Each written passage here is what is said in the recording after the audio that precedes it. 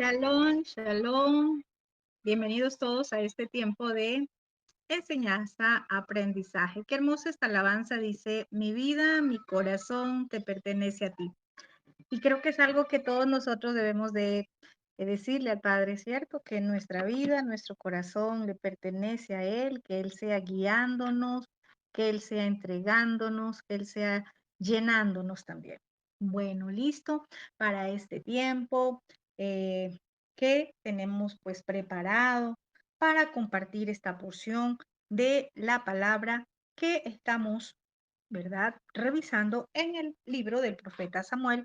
Estamos en ese segundo libro, muy lindo, muy hermoso, que nos ha enseñado tanto a nosotros una formación como ministros, esa formación como valientes, como guerreros, esa formación, ese tiempo de preparación que todo ministro necesita pasar, una formación de carácter. En este capítulo 11 vamos a ver que es un capítulo, yo le llamo trágico, eh, un capítulo donde vamos a aprender también, como siempre decimos, ¿verdad? Tomamos lo bueno, desechamos lo malo. Vamos a tomar acá de este capítulo que quizás es trágico, como le digo, es perverso. ¿Por qué? Ante lo acontecido en este capítulo, lo que se narra en este capítulo. Aquí vamos a ver cómo este capítulo nos habla del pecado de adulterio que abrió puertas para cometer asesinato. Se trata, podríamos decir, de dos pecados a la vista, aparentemente dos, ¿verdad? Pero vamos a ver una implicación muy, muy fuerte. Este estudio de este capítulo lo vamos a dejar en dos partes. Hoy vamos a tener la primera parte que le he llamado El que encubre su pecado no prospera, tal como lo dice Proverbios, ¿verdad? El que encubre su pecado no prospera, más el que lo confiesa y se aparta alcanza misericordia. Aquí vamos a ver de este pecado de adulterio que abrió puertas para cometer asesinato. Y se trata del pecado entre David y Batseba o Betsabé. Vamos a ver qué pasa en este capítulo. Pero antes de avanzar, vamos a recordar un poquito lo que dice la Torá. Recuerde que el fundamento de nuestras enseñanzas siempre va a ser lo que escrito está, lo que dice la Torá. ¿Qué dice la Torá?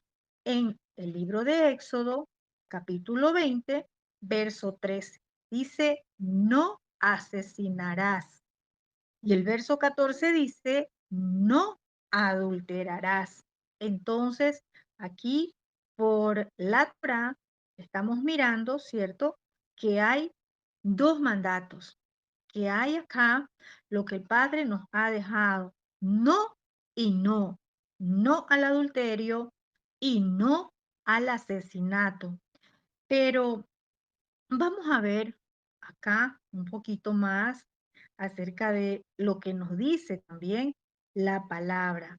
Porque si nosotros miramos rápidamente, podríamos decir, pero no, yo no mato, yo no robo, ¿verdad? Como mucha gente dice, pero yo para qué necesito estudiar la Torá si yo no mato, yo no robo, no le hago daño a nadie, yo soy buena persona.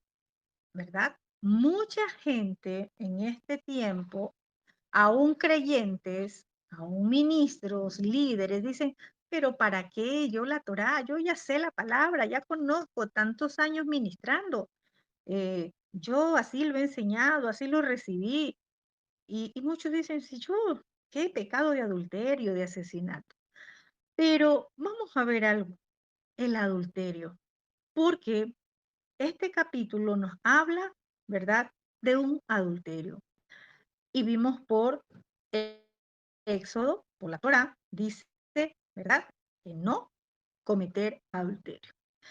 Pero cuando nosotros escuchamos o leemos la palabra adulterio, creemos que solamente tiene que ver con las relaciones sexuales fuera del matrimonio, ¿verdad? Y siempre lo enfocamos solamente a tener relaciones sexuales fuera del matrimonio.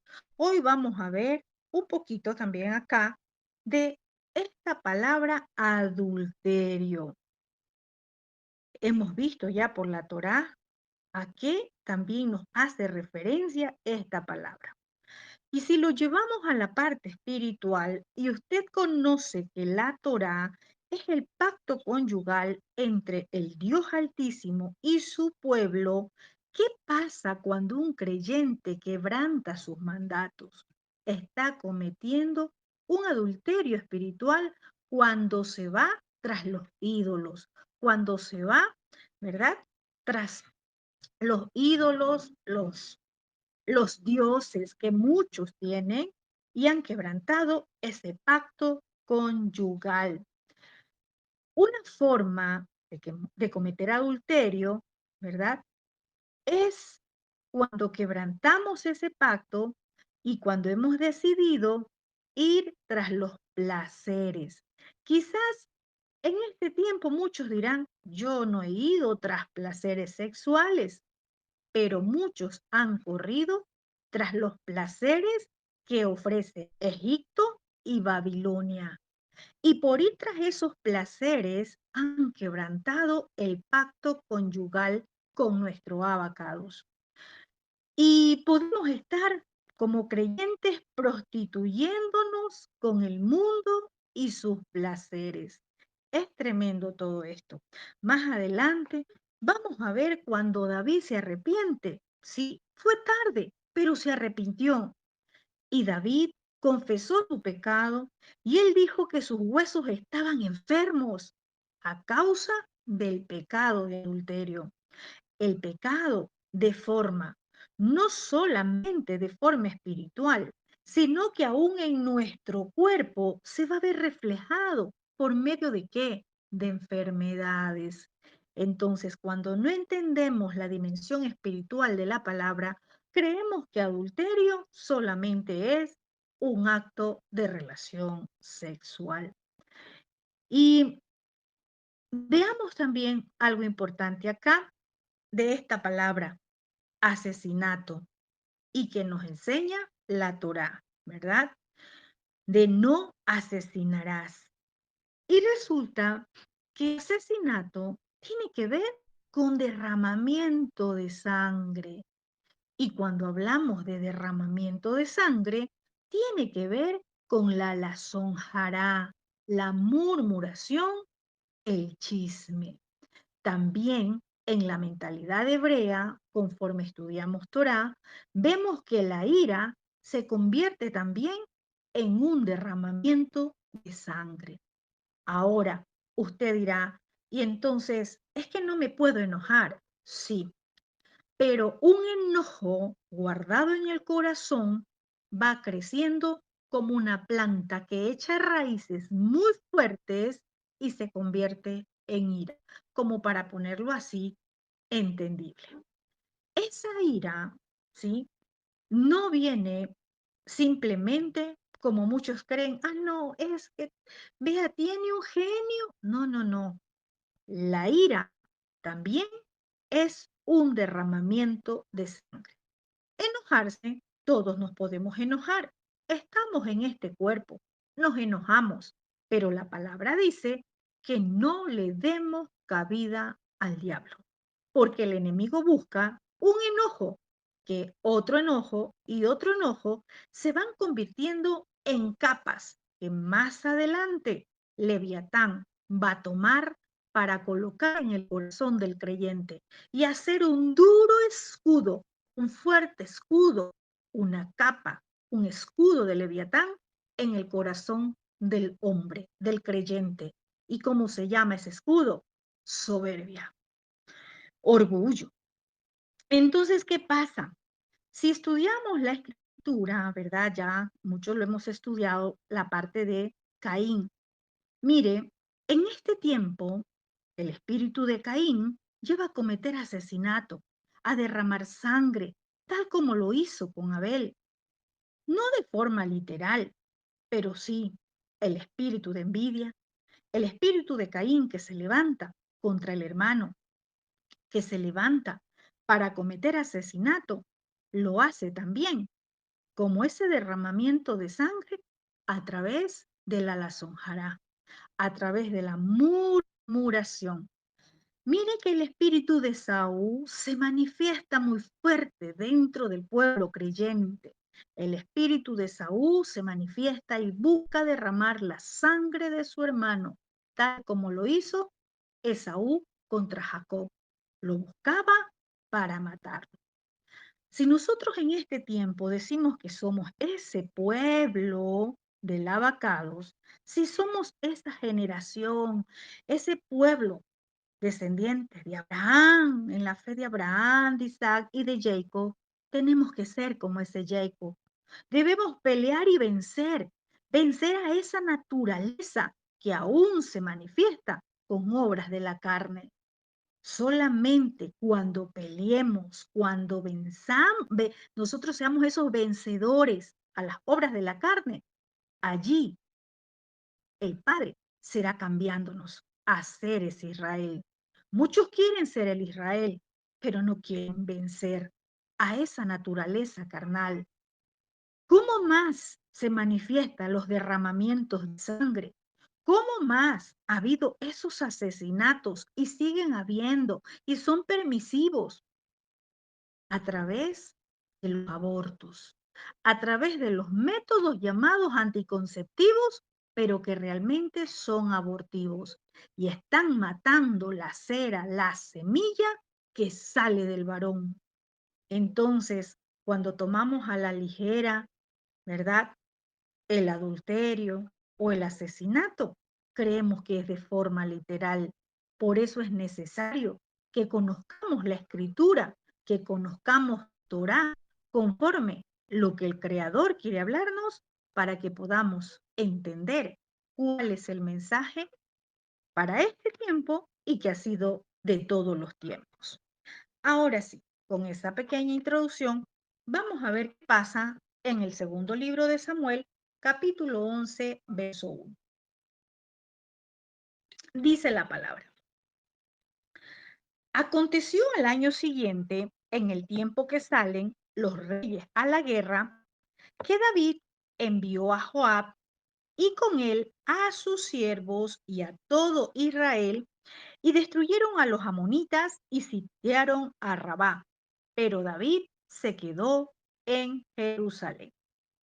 Vamos a ver acá, dice que los reyes tenían que salir a la guerra, ¿verdad? Era el año donde los reyes salían, en el tiempo que los reyes salían a la guerra. Ya había pasado acá, dice, aconteció al año siguiente. David tenía que estar en la guerra con su pueblo, pero David se queda en casa durante el tiempo de la guerra contra los amonitas. ¿Y David qué hizo? Dice que envió a su general, envió a Joab y también obviamente a los siervos, a todo Israel, y dijo, les dio una instrucción: vayan, destruyan a los amonitas. Y dice que David se queda en Jerusalén. Mire, eh, de pronto decimos nosotros, pero ¿cómo es esto que salen a la guerra los reyes, verdad? Quizás de forma literal aprendemos, sí, en aquella parte del mundo, las guerras eran algo normal en ese tiempo y las guerras no se peleaban en los meses de invierno, porque las lluvias y el clima dice que dificultaban estas campañas militares, que los combates se reanudaban en la primavera, ¿sí? Entonces, ¿qué pasa? Allí salían a la batalla, salían a la guerra. Pero David no sale. Él prefirió y dio una instrucción para que Joab, su general, vaya. Y él se queda en Jerusalén, ¿verdad? Entonces, ¿qué pasa? David le dice: Joab, ve tú, ve a pelear en Rabá. Yo esperaré en Jerusalén. Y quizás, obviamente, sí, David debió haber salido a pelear porque él era el rey y era el tiempo, dice acá, que salen los reyes a la guerra. Punto uno, David no debía de haberse quedado porque era el tiempo que los reyes salen a la guerra y combate. No podía quedarse, ¿verdad? Pero él se quedó y ya vimos en el capítulo 10 que Joab y el ejército de los valientes prevalecieron sobre los sirios y los amonitas, pero no ganaron una victoria decisiva. La victoria decisiva vino cuando David dirigió la batalla al final ya del capítulo 10. Es decir, David debió ir a la batalla, no quedarse en Jerusalén. Él estaba esperando en Jerusalén, se quedó allí y algo aconteció. Cayó en pecado con Betsabé. Mire, la palabra dice en Gálatas 5:16, andad en el espíritu y no satisfagáis los deseos de la carne. Qué tremendo esto. Vamos a ver qué pasa, porque si David hubiera tenido su atención donde el padre quería que la tenga, donde el abacados quería que él tenga puesta su atención, él no hubiera puesto atención a otra cosa. Pero mientras Joab estaba ocupado, ¿verdad? Llevando esta batalla a Rabá, sabe qué estaba haciendo el enemigo, sabe qué estaba haciendo Hasatán con David. Estaba induciéndolo a una batalla en la carne. Sí, ¿por qué una batalla? Porque aquí David tuvo que enfrentar. Y quizás David pudo ser el más fuerte guerrero, pero resulta que cuando el enemigo planificó una caída, David pronto prevaleció. David cayó, ¿sí? Más sin embargo, nosotros no podemos decir, se quedó y por eso fue que cayó. No, vamos a ver acá que todo este evento que David siguió hasta culminar en asesinato y adulterio no fue de la noche a la mañana. Veamos acá cómo David había mostrado quizás una indiferencia, podríamos llamar así, en el plan del Todopoderoso en cuanto al matrimonio. ¿Por qué decimos esto? Ya lo habíamos estudiado. Porque hace muchos años atrás, recordemos que David tomó a más de una esposa. Ya eso lo vimos en el primer libro de Samuel, capítulo 25. También en el segundo libro en el primer libro de Samuel, capítulo 25, y en el segundo libro de Samuel, capítulo 3. Es decir, David tomó muchas esposas. En David estaba pasando algo ya, ¿verdad? Y quizás el que David siga tomando esposas para él mostró una falta de control, primero en sus emociones, en sus pasiones. En David había una semilla corrupta, podríamos llamarla, que no fue sembrada en el día, en la noche, en el atardecer, cuando vio a Betsabé. Esta semilla estaba sembrada mucho tiempo atrás. Creció, pasó el tiempo, creció lo suficiente para que cuando vio a Betsabé, simplemente dio un amargo fruto. Y esto es para que nosotros en este tiempo entendamos que lo mismo sucede en muchos matrimonios, si hablamos de forma natural, ¿verdad? Cómo se rompe un pacto conyugal, no es de la noche a la mañana, es porque algo se está gestando en el corazón del hombre, es porque aún hay una semilla corrupta, aún hay una naturaleza pecaminosa que fue engendrada hace mucho tiempo y que simplemente llegará el momento a donde dé a luz el pecado, hablándolo de la forma natural. La forma espiritual, en el nivel espiritual, decir que alguien, perdí mi primer amor, ya no tengo ese primer amor, decir, se apartó del Creador, eso no se da de la noche a la mañana. Hay una semilla corrupta en el corazón del creyente. ¿Dónde nace el pecado? En el corazón del creyente. Es ahí a donde nace el pecado, a donde se siembra la semilla, a donde nace y el fruto va a ser exterior. El fruto es cuando ya usted lo ve. Cuando usted siembra una semillita y la coloca en la tierra, usted la tapa y alguien puede pasar por encima de esa semilla y si no se ve, no sabe que está ahí debajo de la tierra sembrado una semilla. Cuando quizás es una plantita, alguien pasa, pero ni siquiera la diferencia. ¿Qué plantita es? Porque es tan pequeñita.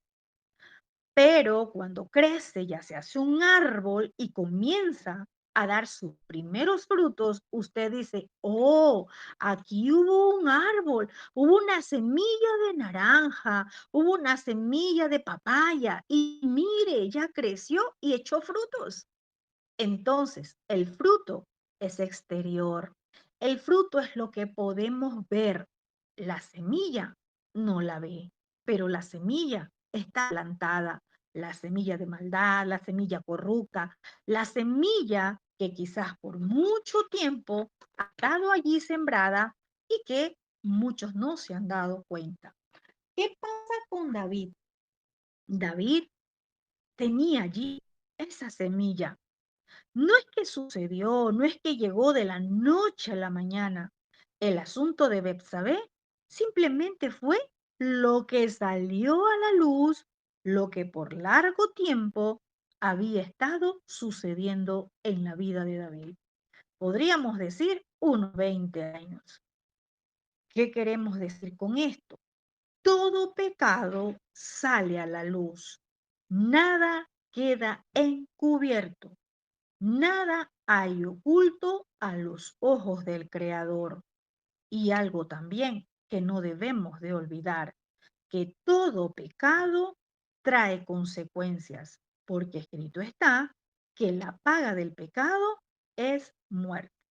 Voy a poner otro ejemplo. ¿Qué tal un varón engañando a su esposa? Supongamos.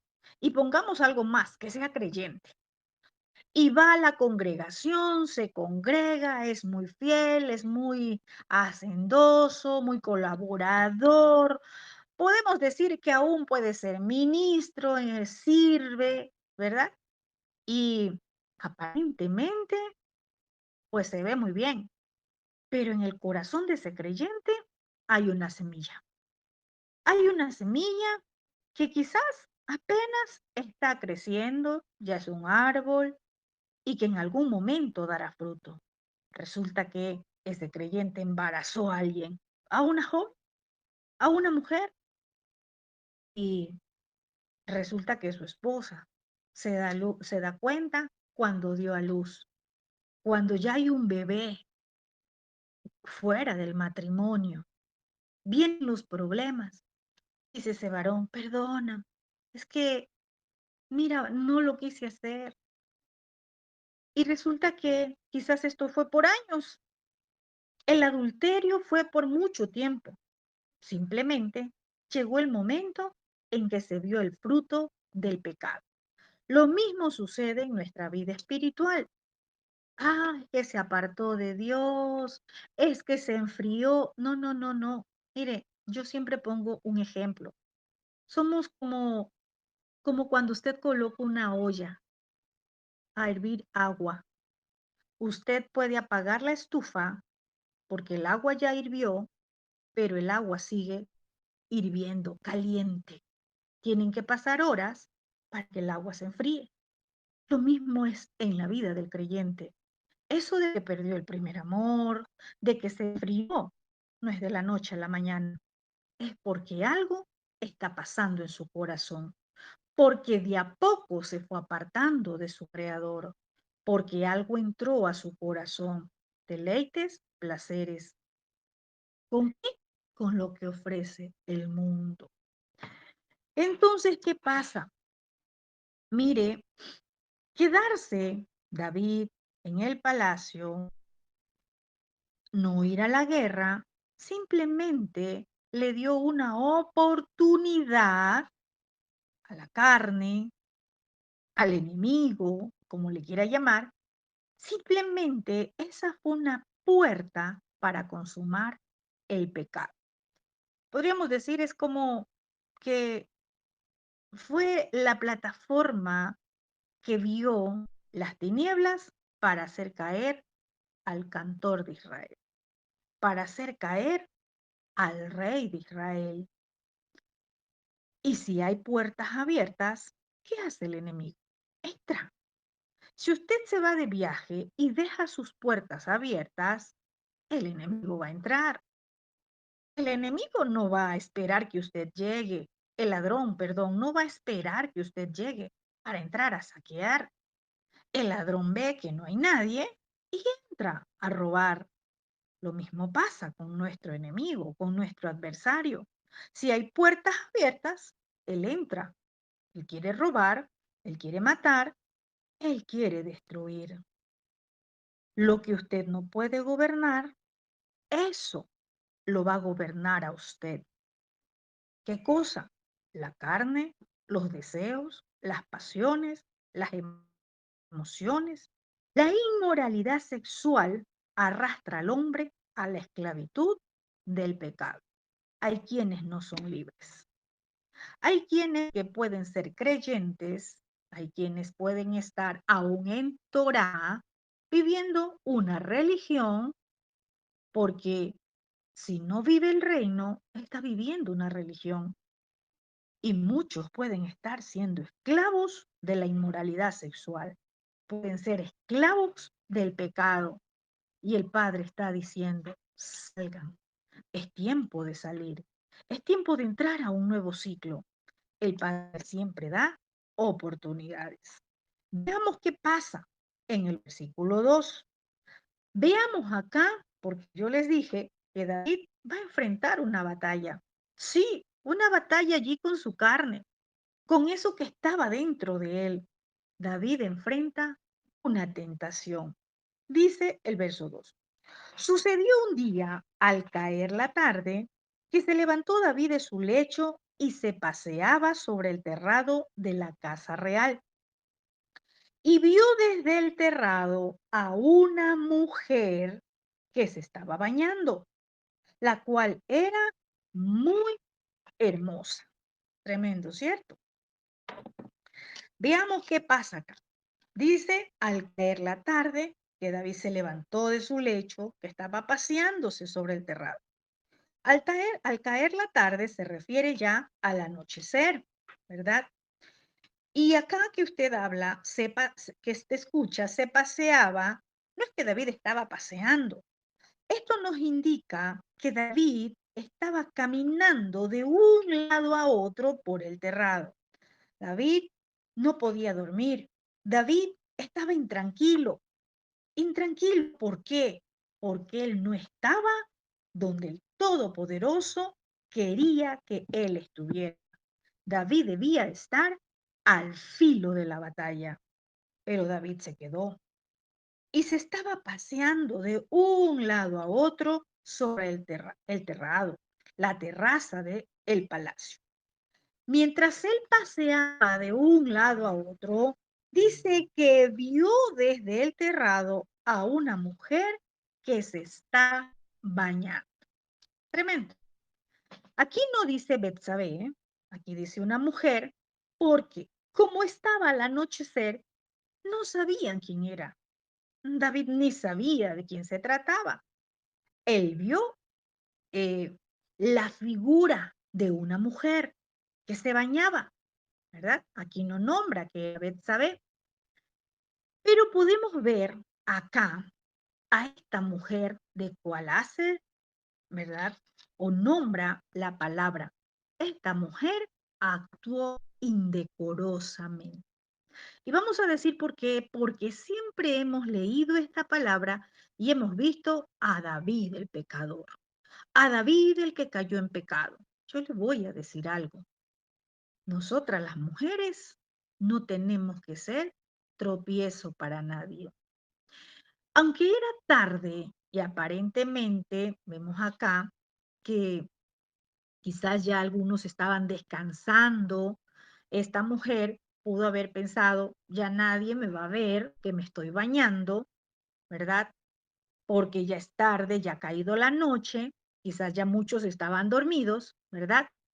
Ella sabía que su baño era visible desde el terrado del palacio, desde la terraza del palacio. Y el problema no es que simplemente se estaba bañando, ¿cómo se debería haber estado bañando? Cualquier indecoro de parte de Betsabé, es cierto, no justifica el pecado de David, pero ella seguía siendo responsable por su propio pecado. Nunca debemos ser ocasión de pecado para otros, incluso en la manera que vestimos. Nosotras como mujeres, y sé que acá estoy hablando con hermanas, con ministras, nuestra forma de vestir tiene que ser decorosa.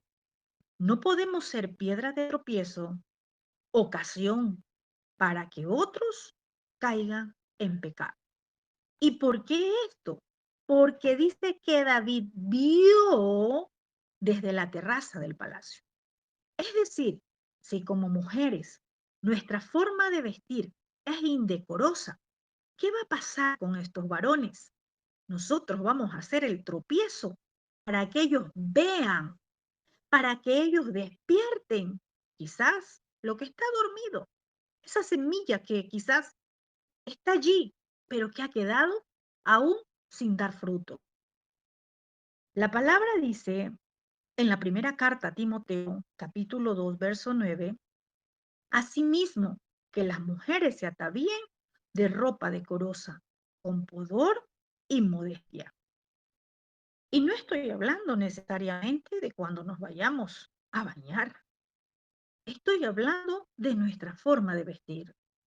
Sí, acá es literal.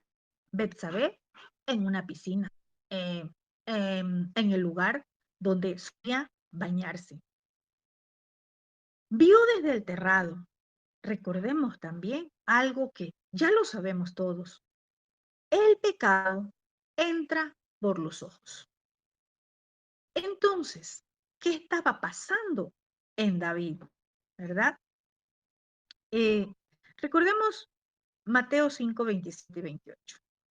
Aquí algo que Yeshua nos trae a recordar. Dice, ustedes oyeron que se dijo, no adulterarás, lo que leímos en Éxodo 20, ¿cierto?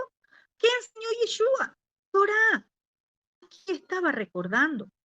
Se dijo, no adulterarás. Pero yo les digo, dijo Yeshua, que todo el que mira a una mujer, mira lo que hizo David, miró, vio desde la terraza. Todo el que mira a una mujer para desearla, ya cometió adulterio con ella en su corazón. Aquí podemos ver, por lo que nos recuerda Yeshua, que David comete adulterio o cuando se acostó con Betsabé. Empezó desde que la vio y la codició en su corazón. Cuando la deseó en su corazón, allí empezó el pecado de adulterio.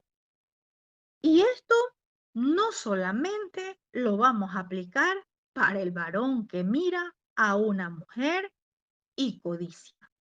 También puede suceder con las mujeres. También la mujer puede estar codiciando en otro varón que no es su esposo, puede estar deseando el cuerpo de otro varón porque su esposo no tiene ese cuerpo. Puede esa mujer estar deseando a otro varón en su corazón. Empieza en el corazón, no empieza en el cuerpo. Y muchos dicen, no, yo le soy fiel o a mi esposa o a mi esposo. Pero ¿cómo está el corazón? ¿Cómo está ese corazón? El pecado de David, sí, No fue solamente, cuando se acostó, como le dije.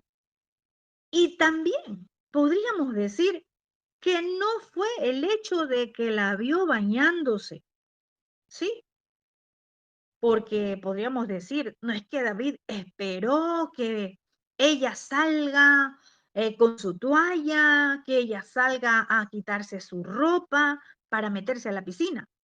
Quizás David ni siquiera había planeado esto. David estaba preocupado por la guerra, estaba inquieto porque él se había quedado mientras los otros estaban peleando.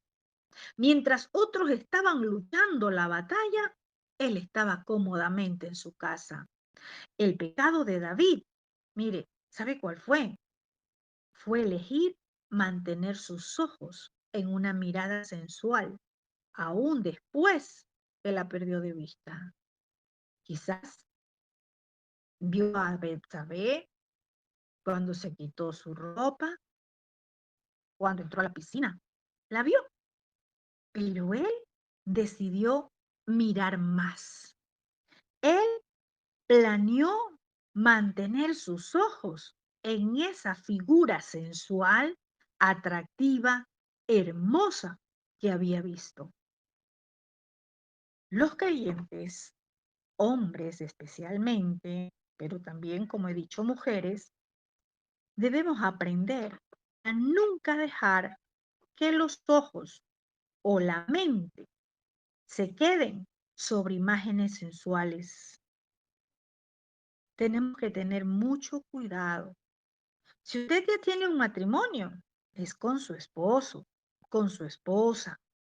Eso es normal, que usted mire a su esposo, que usted mire a su esposa.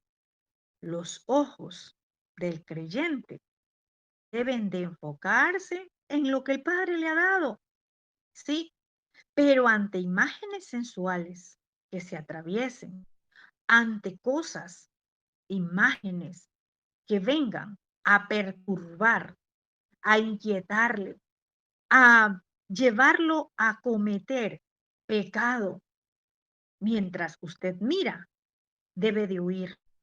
Allí usted no va a ser un cobarde, ahí va a ser un valiente. Las muchas esposas de David, porque tenía muchas, podemos ver que no podían satisfacer el corazón de David. Es tremendo. ¿Sabe por qué? Porque había una semilla de lujuria quizás en la carne, ¿verdad? Y podríamos decir que no era que no era tanto el problema que David deseara a Betsabé, era que David no se sentía satisfecho con lo que el Todopoderoso le había entregado. Porque cuando alguien está complacido con lo que el Todopoderoso le ha dado, si es una mujer, ama, respeta a su esposo. Y si es el varón, ama, respeta, honra a su esposa. Cuando usted está complacido, satisfecho con lo que el Padre le ha dado, usted valora, honra y respeta a esa persona que el Padre le ha entregado. Más adelante vamos a ver, ¿verdad? Cómo Salomón dice que tuvo 700 esposas y 300 concubinas. Cuando veamos eso, vamos a darnos cuenta que David y Salomón nos muestran algo muy claro. Si una mujer no pudo, ¿verdad?, satisfacer a este varón, imagínense 1000 mujeres. Salomón, 1000. ¿Y qué el Padre nos está hablando en este tiempo? El hecho no es de que muchos pueden decir, no, yo ya dejé a tal persona, ya no estoy con esa persona. Sí, yo engañé a mi esposa, pero ya no estoy con esa persona. Quizás ya no está con esa persona, pero buscará otra más adelante. ¿Por qué? Porque la cuestión viene desde el corazón. Lo que hay en el corazón es tremendo. Dice que Betsabé era muy hermosa. No en vano está descrito aquí en esta porción. Dice que era muy hermosa. ¿Qué hizo que la vista de David se pierda ante esta mujer? Fue la gran hermosura que estuvo, ¿verdad?, a la vista de David. La hermosura de Betsabé hizo la vista bastante tentadora. Recuerde, el tentador se presenta así. Jamás el pecado va a presentarle a una persona como muerte. Aunque la palabra nos dice que la paga del pecado es muerte, muchas personas hacen oído sordo a esto, porque es más atractivo lo que sus ojos ven, porque es tentador lo que sus ojos ven, como lo fue Betsabé. Tuvo una gran hermosura, como dice acá. La verdadera fuerza de la tentación, mire, muchas veces no está en la calidad del objeto de la tentación, sino en el estado del corazón y en la mente del que está siendo tentado. Ahí empieza todo. Y vamos a decir por qué más adelante. ¿Por qué decimos que esa fuerza no es por lo grande del objeto, por el tamaño de lo que sus ojos estén viendo, sino por la condición del corazón del creyente, por cómo está ese corazón y cómo está la mente, que son los centros de pensamiento que tiene todo creyente? Y esto quizás lo hagamos ahora de forma literal, pero ¿qué tal el corazón y la mente de un pastor, de alguien que es ministro, de alguien que se ha prostituido espiritualmente, que ha corrompido la verdad a causa de qué? A causa de la lujuria, de lo que vio sus ojos, del dinero, en fin, no solamente veamos de forma literal con un adulterio en el ámbito sexual. David había sido cuidadosamente preparado. David fue un guerrero entrenado en batallas. David decía que el Todopoderoso es el que adiestra sus manos para la batalla y sus dedos para la guerra. Pero acá tropezó justamente en esto, en lo que vieron sus ojos y por lo que había en su corazón. Mire, ¿por qué decimos esto? Porque David, un valiente guerrero, y hemos estudiado paso a paso, ¿verdad?, la valentía de David, cómo fue preparado, mas sin embargo no pudo enfrentar esta batalla con su carne, con lo que había en su corazón. Y si nosotros vemos esto, ¿verdad?, de David, vamos a tomar el ejemplo de José. Ahora, José fue tentado más seriamente que David a cometer inmoralidad sexual. Sí, porque si leemos y nos recordamos, ¿verdad? Él no estuvo en una terraza y la mujer estuvo a metros de distancia. Estuvo allí, lo agarró. Sus prendas se quedaron en las manos de esta mujer, de la esposa de Potifar. José fue tentado de la forma más, pero más fuerte a cometer inmoralidad sexual. Pero ¿qué dice la palabra? Que él huyó de la tentación. Y esto para nosotros no es que no vayamos a ser tentados en las diferentes áreas, no solamente sexual. Recuerde que empieza por lo que ven nuestros ojos, por lo que codicia nuestro corazón. Vamos a ser tentados, pero conforme esté nuestro corazón, la firmeza que hay en nuestro corazón, cuando usted ama al Creador, usted no va a quebrantar ese pacto con el Creador, porque es quebrantar ese pacto. David miró a Betsabé y usted y yo podríamos decir que en ese momento dijo lo que dice la palabra, que era muy hermosa. Quizás David dijo, qué belleza. Pero nuestro padre que estaba mirándolo, él dijo, qué horror lo que hay en el corazón de David. Los placeres del pecado son carnadas que llevan a la destrucción. Y nosotros como creyentes, como pastores, como ministros, debemos llamarlo como el Todopoderoso lo llama, pecado. Muchos querrán llamar aventura, pero el Todopoderoso lo llama adulterio. Muchos querrán llamar amor, pero el Todopoderoso lo llama lujuria. Muchos querrán llamar qué sexy, pero el Todopoderoso lo llama pecado. Muchos querrán llamar qué romántico, pero Yahvé lo llama ruina. Tremendo. Muchos querrán llamarlo, es el destino que nos está uniendo, pero ¿sabe cómo lo llama el Todopoderoso? Destrucción. Tenemos que tener mucho cuidado y examinar qué hay en nuestro corazón. Vamos a ver en el verso 3 qué más nos dice. David no sabía de quién se trataba, solo vio la figura de una mujer, vio que era muy hermosa, pero como era el anochecer, no sabía de quién se trataba.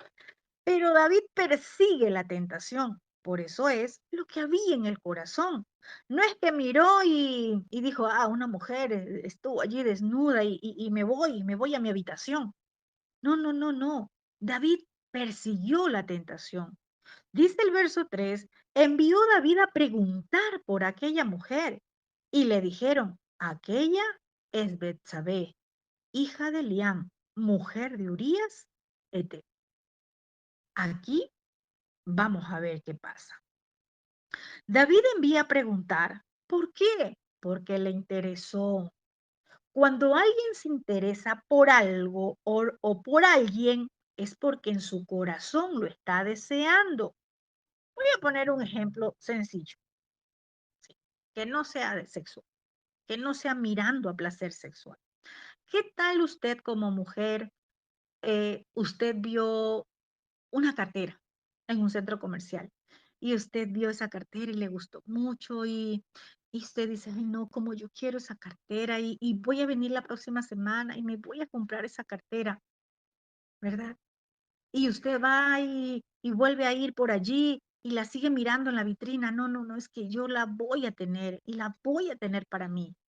O el varón, ¿verdad? Una camiseta, una camisa, un par de zapatos.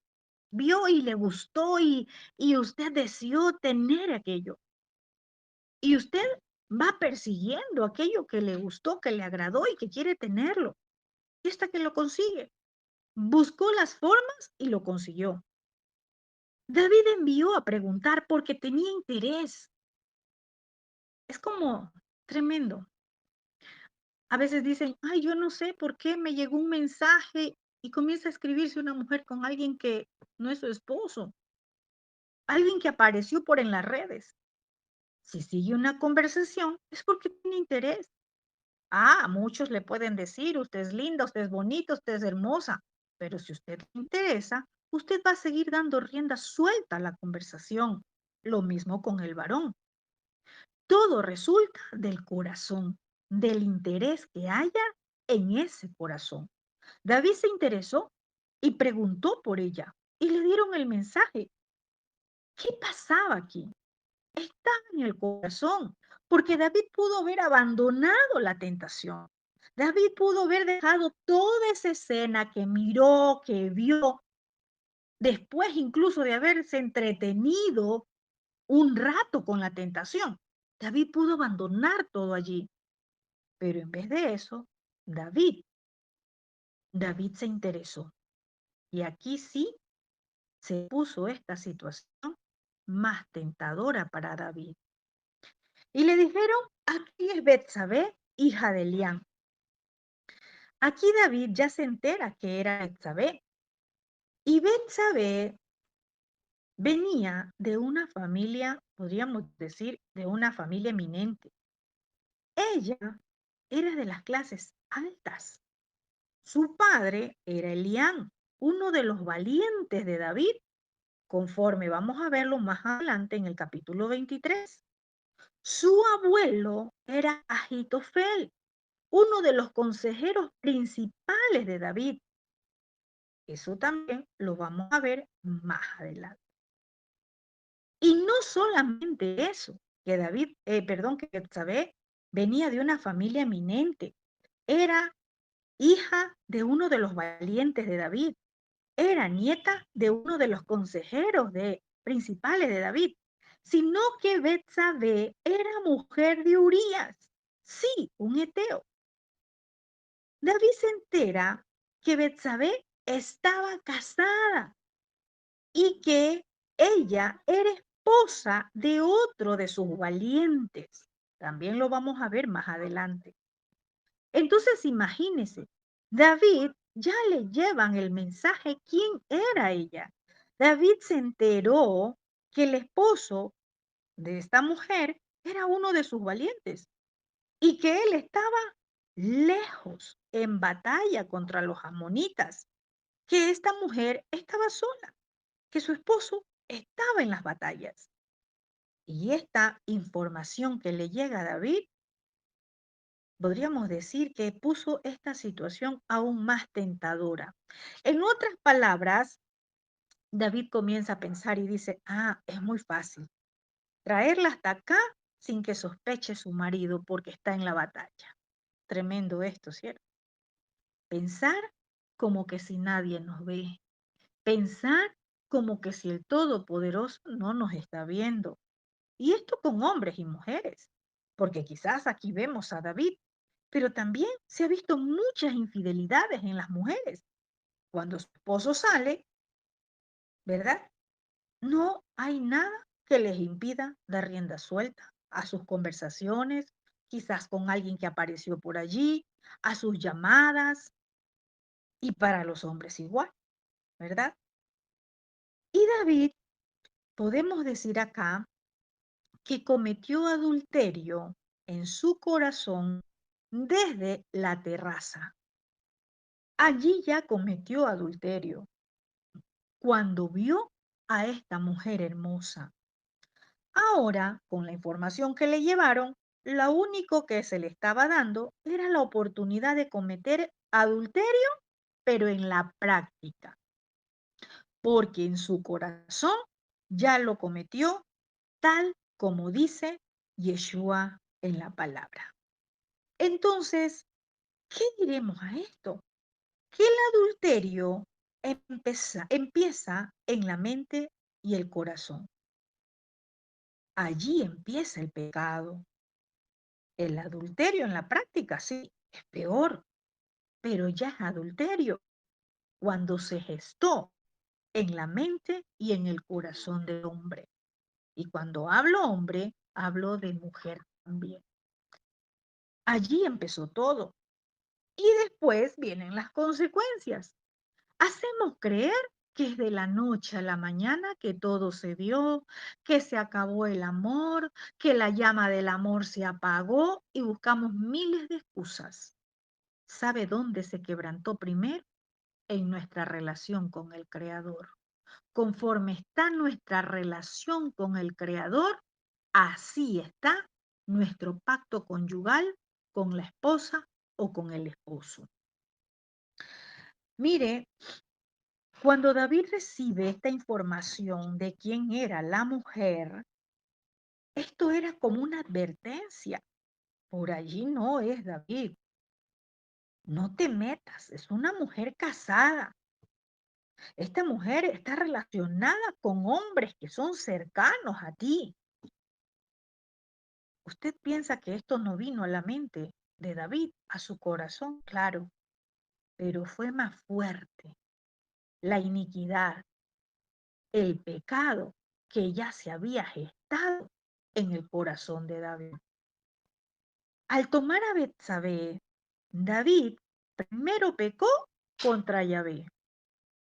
Cuando cometió adulterio en la terraza del palacio, primero pecó contra Yahvé, luego contra Urías, contra Elián, contra Ahitofel, porque cada uno de estos hombres era cercano e importante para David. Qué tremendo.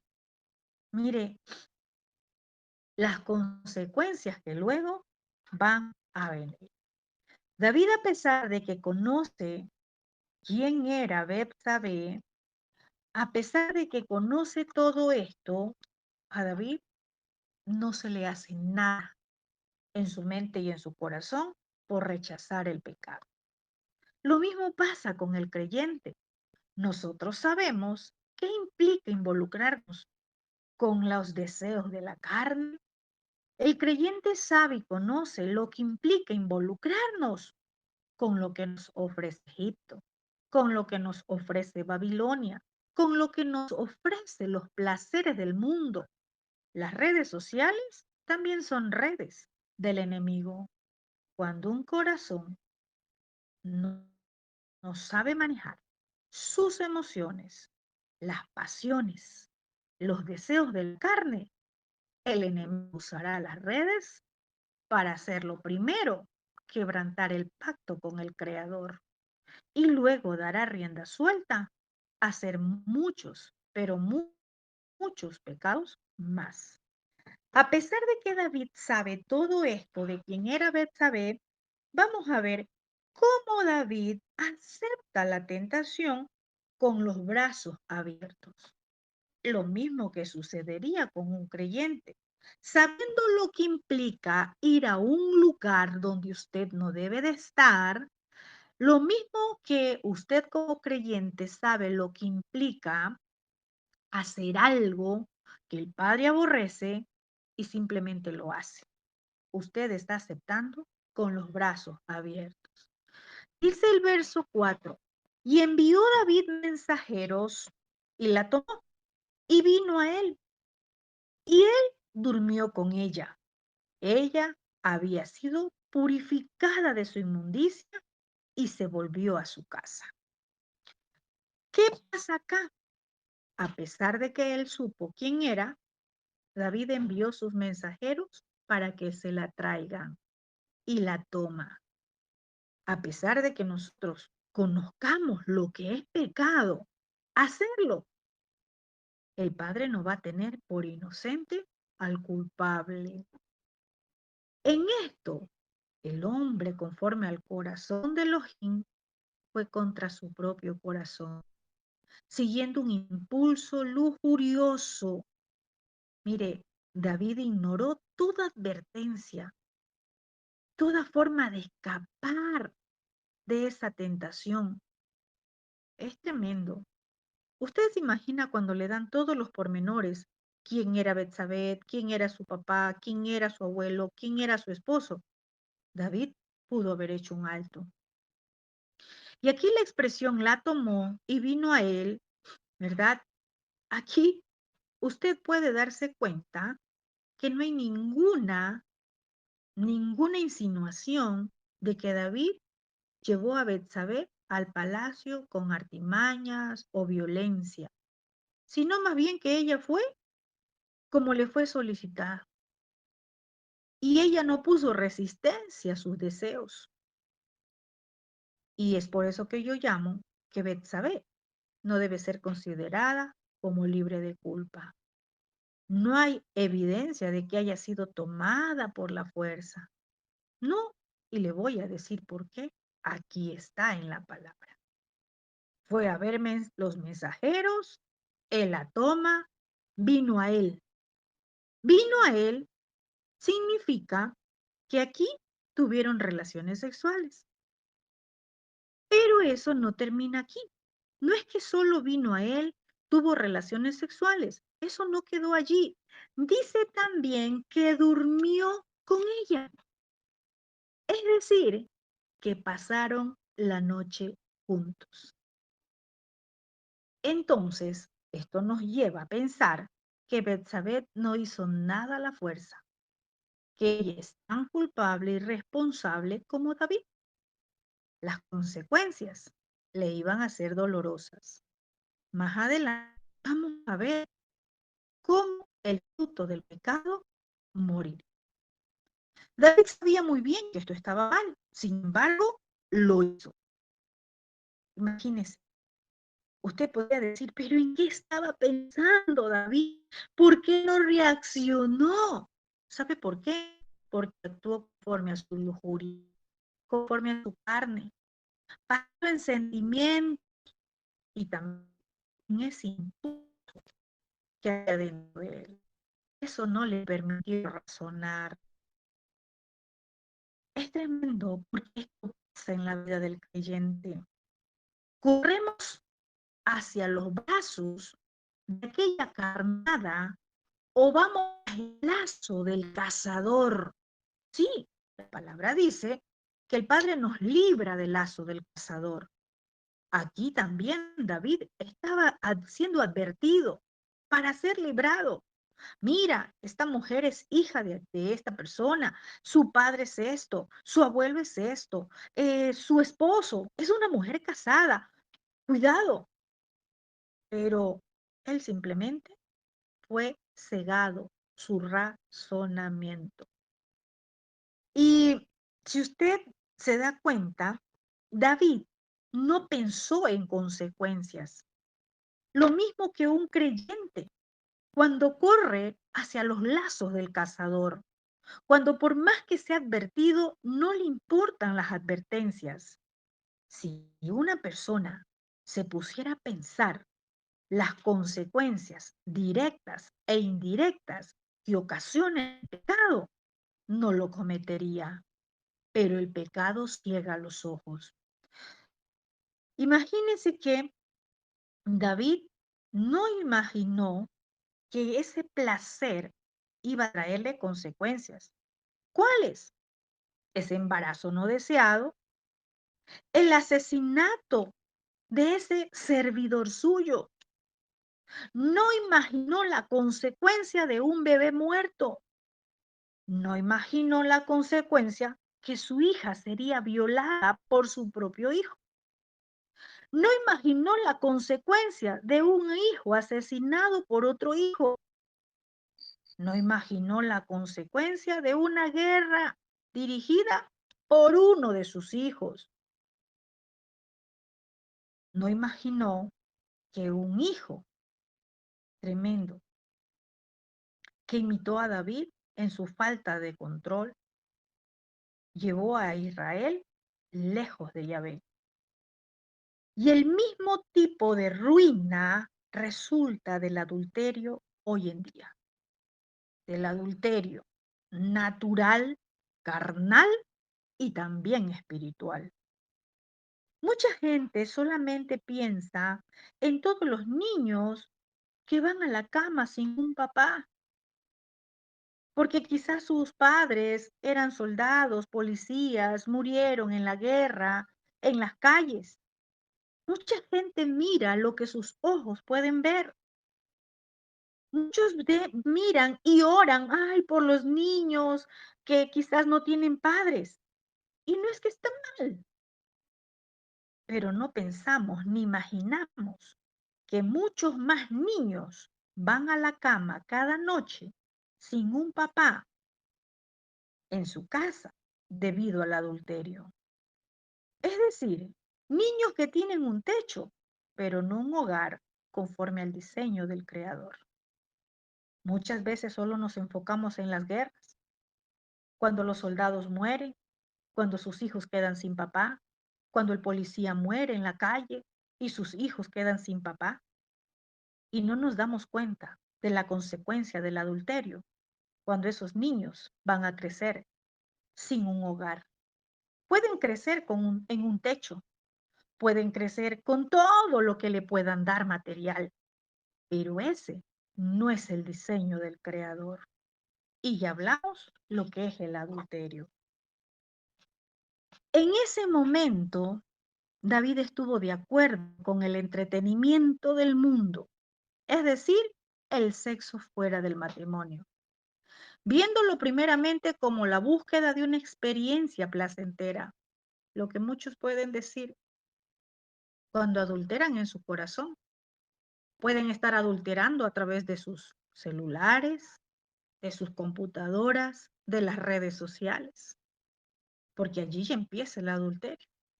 Y quizás es una experiencia diferente, es que yo no tengo con quién hablar, y es que me habla tan bonito, lo que mi esposo no me dice, lo que la esposa no le dice, y me lo dice.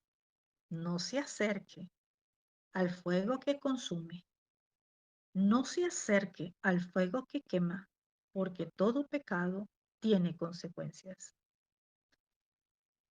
Quizás David hasta ahora no entendía el propósito del Todopoderoso cuando une en pacto conyugal al varón y a la mujer. El padre dijo, esto es una sola carne. Y se casa el varón y la mujer, no para tener sexo, sino para cumplir los propósitos del Padre. Esto es, multiplicarse y fructificarse. El sexo viene como consecuencia del propósito del Padre. Pero hoy estamos en una sociedad que lo ve todo diferente. Se casan para tener sexo o se unen para tener sexo. Muchos ni siquiera se casan. Un día aquí, otro día allá. Unos días tu mamá me acepta, otros días te acepto acá en la casa, mi mamá te acepta acá en la casa. Y padres que se prestan para eso. Tan culpable es el que lo hace como el que ve hacer y no dice nada. Dice también que ella había sido purificada de su inmundicia. Esto significa que Betsabé había pasado recientemente su periodo menstrual y que no estaba embarazada cuando cometió David adulterio con ella. Podríamos decir acá, David se salió con la suya, con este pecado, ya que nadie los vio, ¿verdad? Como que nadie supo nada, pero David hizo algo destructivo para sí mismo, para otros y sobre todo para su generación. Dañó, destruyó y le vendrían consecuencias. El hecho de que David no fue descubierto en el acto del adulterio, es decir, en ese mismo momento, no significa que no iba a tener consecuencias.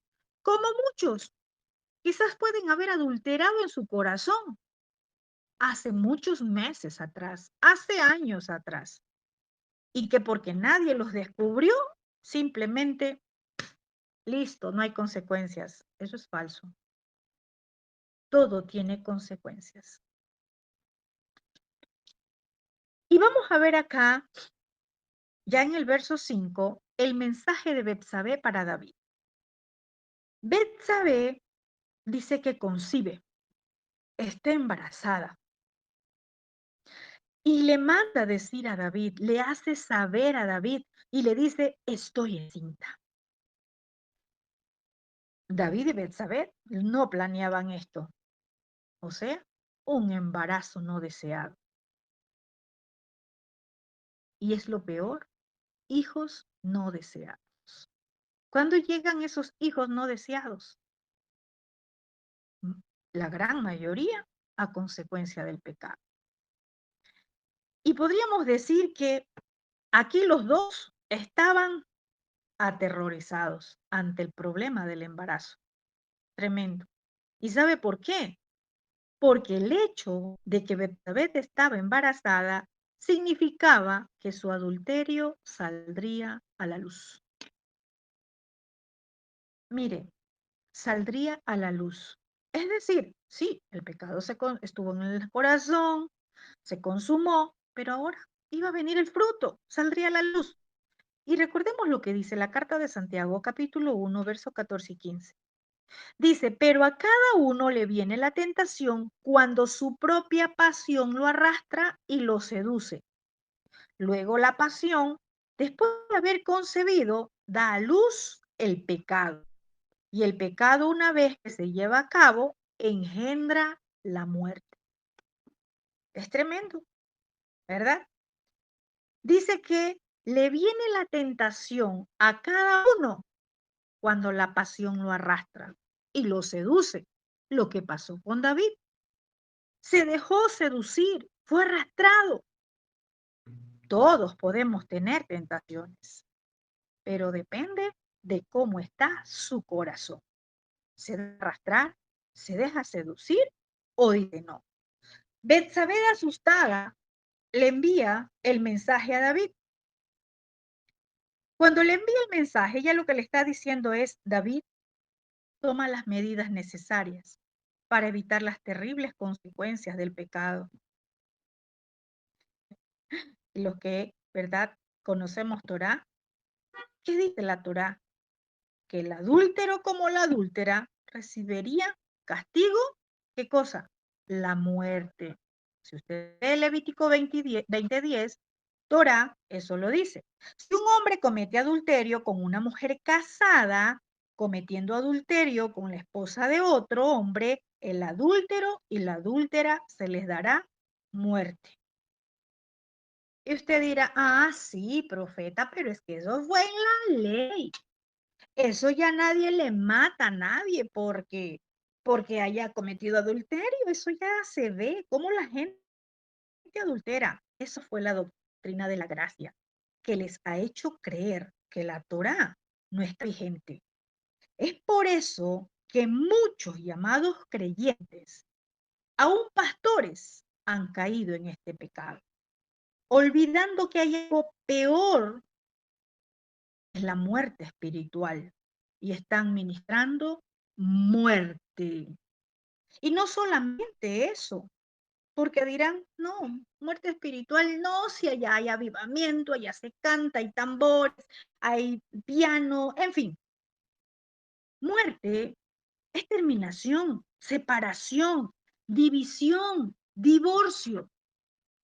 El Padre Celestial se aparta de todos aquellos. Y lo más triste es que se ven afectadas muchas áreas de su vida. Creemos que porque ya no se los apedrea, no mueren apedreados, no hay consecuencias. Muchos tienen consecuencias en diferentes áreas.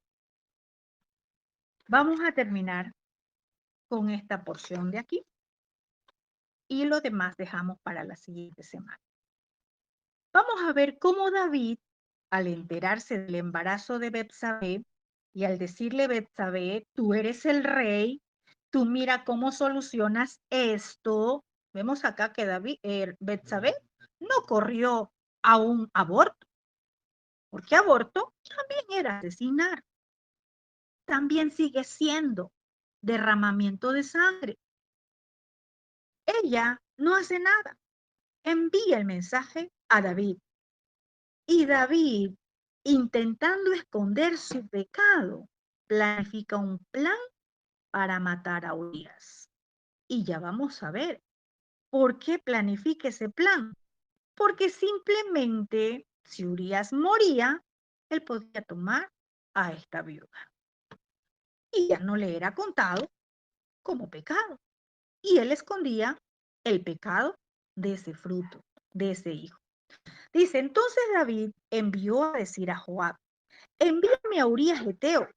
Y Joab envió a Urías a David. Mire, cuando David se entera de la noticia del embarazo de Betsabé, ¿verdad? Es tremendo. David debió arrepentirse en ese momento. En ese mismo instante debió correr, buscar al Creador. Pero él no hizo eso. Él no se humilló. Él no fue a buscar. En vez de eso, hizo lo que la mayoría de los pecadores hacen. La mayoría de los pecadores que no se han arrepentido, ¿qué hacen? Tratan de esconder su pecado. Quizás aquí David estaba haciendo un plan para asesinar a Urías, pero aquí podemos darnos cuenta que muchos pecadores que no se arrepienten también tratan de esconder su pecado. ¿Y cómo lo esconden? haciéndose víctimas. ¿Cómo lo esconden? Acá vemos que planificó un asesinato con la lazonjará, con la murmuración. Y vemos acá que traer a Urías a casa era lo que quería David. ¿Y para qué? Para que tuviera relaciones con Betsabé, para dar una razón de su embarazo. Y lo hace. Manda a ver a Urías. Es tremendo. Mire algo importante, que todo, absolutamente todo concepto, todo lo que se maquine, lo que se haga para esconder el pecado, es engañoso. El pecado nunca, pero nunca estará oculto delante de los ojos de Yahvé. ¿Sabe de dónde se oculta? Con dificultad, de la conciencia del pecador. Pero ese pecado oculto estorba, es una barrera para la comunión con Yahvé y aún para la comunión con otros, porque el pecador no va a tener una fácil comunicación, no va a tener ese compartir en medio de los demás, porque su pecado siempre, pero siempre le estará allí carcomiendo los huesos. Y ya vamos a ver por qué David lo dijo. Mire, dice el Salmo 24, 3, 4. ¿Quién subirá al monte de Yahvé? Obviamente, sabemos que ya no es un monte, ¿verdad? Es la presencia. ¿Quién estará en la presencia? ¿Quién puede estar en el lugar santo? El que tiene manos limpias y corazón puro. Tremendo.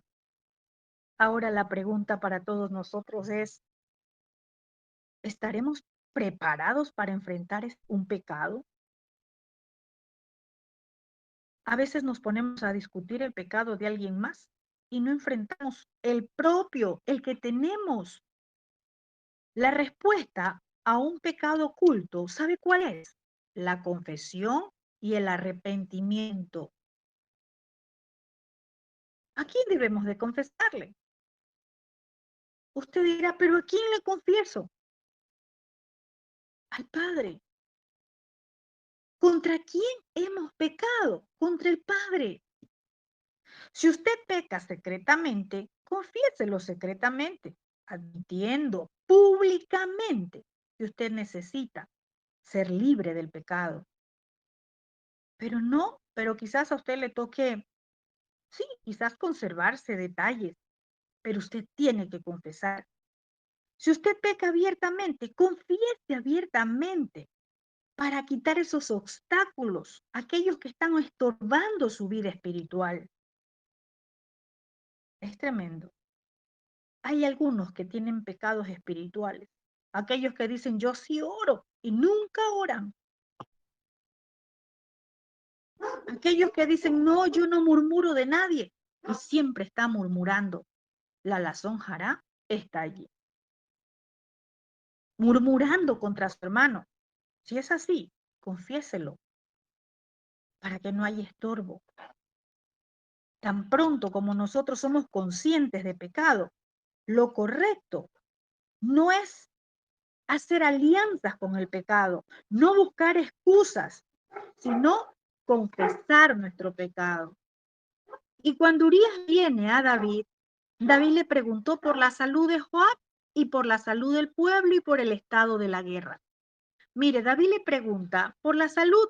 Él quiso disimular del por qué mandó a llamar a Urías. David trató de fingir que no pasaba nada. Mire, David dio una impresión de que las cosas estaban como siempre, pero allí nada estaba como siempre. Había una mancha de pecado y un fruto que ya había sido allí gestado. Y David le dice a Urías, mira, desciende a tu casa, Urías, lávate los pies. Y cuando saliendo, dice Urías, de la casa del rey, le fue enviado presente de la mesa real. El plan de David era que Urías debía ir y acostarse con su esposa, y que el hijo concebido iba a pasar como hijo de Urías. Y así, pues, David pensó que el honor de Betsabé iba a ser protegido y que todo iba a estar oculto. En este momento, David no tenía planes todavía de matar a Urías, ni de tomar a Betsabé como esposa. Él quería tapar su pecado, haciendo pasar que ese hijo era del propio esposo de Betsabé. Y muchos creyentes en este tiempo, podríamos decir, han querido tapar el pecado con un matrimonio, aun sabiendo que eso no era lo que Yahvé tenía para ellos. Muchos que dicen, se casan porque estaban viviendo, porque, y un matrimonio ante un juez, eso no tapa el pecado. Han tapado el pecado incurriendo abortos y aún madres se han prestado para eso, para que sus hijas no se vea involucrado el honor de sus niñas, las llevaron a abortar. En las congregaciones han tapado el pecado, ocultando la verdad, pero en algún momento Yahvé destapa todo, porque ante él no hay nada oculto.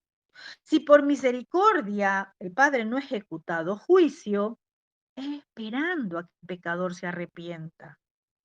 Y a veces decimos, no ha pasado nada. Ya ese pecado fue hace 2 años y nada ha pasado. El Padre siempre espera arrepentimiento, pero sus juicios se dan de tiempo en tiempos. Y dice el verso 10, mas Urías durmió a la puerta de la casa del rey con todos los siervos de su señor y no descendió a su casa. Y muchos podrían decir aquí, Urías no le obedeció al rey. Pero aquí hay algo que debemos de entender. Nada pasa sin que exista un propósito del Padre. El Todopoderoso estaba permitiendo que Urías no caiga en el plan de David, porque Yahvé iba a corregir a David, lo iba a llamar a juicio. Y esto es para nosotros en este tiempo. El hombre con el corazón conforme al Todopoderoso tuvo la oportunidad de arrepentirse a tiempo y no lo hizo. Y esto nos deja para nosotros un mensaje, que no crea que el Padre no nos va a llamar a juicio. Y cuando se enteran que a pesar de que existió la orden de que Urías vaya a su casa y él no fue, le hacen saber a David y le dicen, Urías no ha descendido a su casa, ¿verdad? Y David le dice a Urías, ¿no has venido de camino? ¿Por qué pues no fuiste a tu casa? Es tremendo. Le dicen, David, tú diste una instrucción y tu siervo Urías no ha querido obedecerla, no fue a su casa, ¿verdad? Y le dice, pero ¿por qué no has ido? ¿Por qué no fuiste donde tu esposa? Y dice que aún, recuerden que dice que aún le había mandado regalos. Le había dicho, toma Urías, lleva a tu casa este regalo. ¿Y sabe cuál fue la respuesta de Urías? Urías le dice, el arca de Israel y Judá están bajo tiendas, y mi señor Joab y los siervos de mi señor en el campo. ¿Habría yo de entrar a mi casa para comer y beber, irme a dormir con mi mujer? Por vida tuya y por vida de mi alma, yo no haré tal cosa. Es tremendo escuchar esto de Urías. Le dice, el arca e Israel y Judá están bajo tiendas. Esto muestra que Urías, mire, estaba más interesado por la gloria de Yahvé, lo que representaba el arca, a pesar de que él era un eteo y no un hebreo. Le interesaba más la gloria manifestada del Todopoderoso. Y él le dice, no, los soldados están peleando. ¿Cómo voy a ir yo a acostarme con mi mujer? Los soldados, mientras están en batallas, se abstienen de estar con mujer. Y eso era lo que hizo Urías. Quizás ahora es literal. Ya no peleamos batallas naturales, de carne y de sangre, pero tenemos batallas espirituales. Y este principio sigue vigente porque tiene que ver con mantenernos en pureza sexual, sin darle cabida a las pasiones. Y Urías le dice, ¿habría yo de entrar en mi casa? Esto nos muestra que Urías era un hombre de gran integridad, era un verdadero colaborador. Él no quería disfrutar de las comodidades del hogar mientras sus compañeros soldados soportaban la adversidad en el campo de batalla. ¿Cómo estamos nosotros? ¿Estamos siendo íntegros con el equipo? ¿O será que muchos están disfrutando, comiendo, bebiendo y dándole rienda suelta a las pasiones mientras un equipo de soldados está peleando la batalla?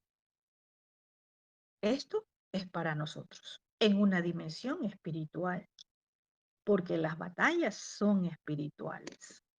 Esta enseñanza nos deja mucho, mucho a nosotros para meditar.